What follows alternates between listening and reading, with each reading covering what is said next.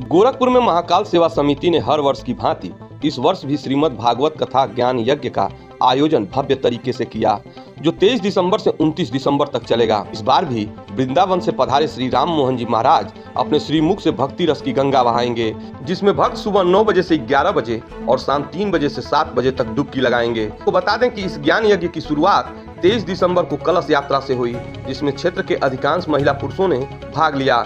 इसके बाद देर शाम तक महाराज जी के कथा व भजनों का आनंद लिया।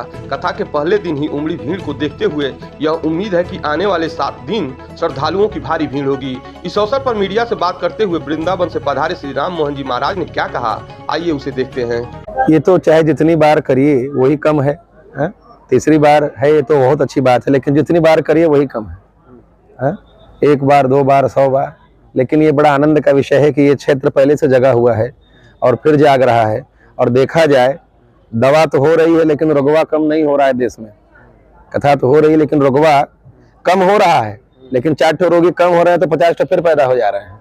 तो इसलिए इस कथा की जितनी जरूरत थी अब उसका 100 गुना और ज्यादा जरूरत है। अगर पहले साल भर में 1 कथा होती थी तो सारे सनातनी सारे हिंदू मिलकर संस्थाओं को ऐसा सहयोग करें, ज्यादा से ज्यादा जुड़ जाए कि साल भर में 3 कथा हो। और वक्ताओं से भी निवेदन है कि जैसे मैं और भी बहुत सारे वक्ता बिना दक्षिणा की कथा करते हैं, सब सनातन के लिए उतरे, लंबी लंबी फीस लेना बंद करें और सनातन के लिए जुड़े, मांगे ना, जो मिल जाए उसमें संतुष्ट रहे। ठीक है, पंडाल है, साउंड है, कोई आया है, उन लोग के खर्चा होता है, वो ठीक है, वो तय करिए, लेकिन ब्राह्मण वक्ता का दक्षिणा तय ना हो। सनातन के लिए सब लोग उतरे, सारे साधु संत और उतरे भी हैं, और सब आकर के जन जन तक जा करके बिना दक्षिणा के कथा करें। बिना दक्षिणा के कहने का मतलब ये है कि मांग ना करें, जो स्वेच्छा से मिल जाए उसे स्वीकार करें। इस बार जो है कितने दिन कथा चलेगी आपके यहाँ? 7 दिवसीय कथा है, श्रीमद् भागवत कथा, सप्ताह यज्ञ विधि के अनुसार कथा हो रही है।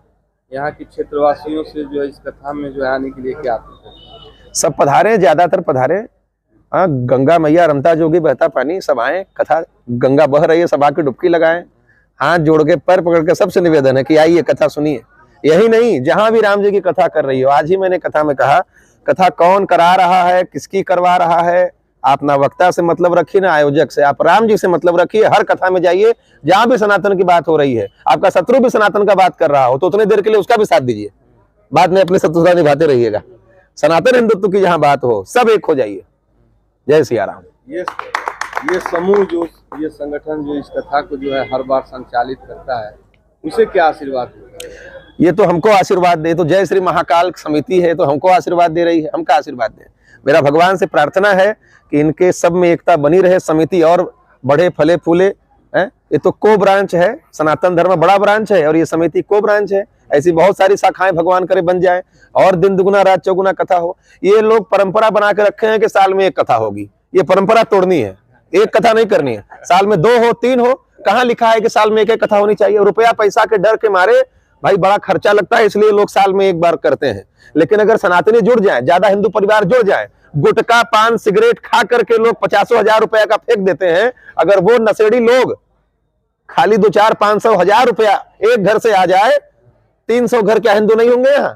500 घर क्या हिंदू यहाँ नहीं होंगे?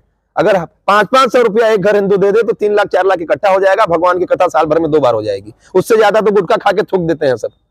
सनातनियों को जगाने की देरी नहीं है, खाली कहना है, वो मान जाए। अरे भाई 10 दिन गुटखा ना खाए, उनका शरीर आराम हो जाएगा, एक तो कथा हो जाएगी, उद्धार भी हो जाएगा, उद्धार हो जाएगा। बहुत बहुत धन्यवाद। राधे राधे।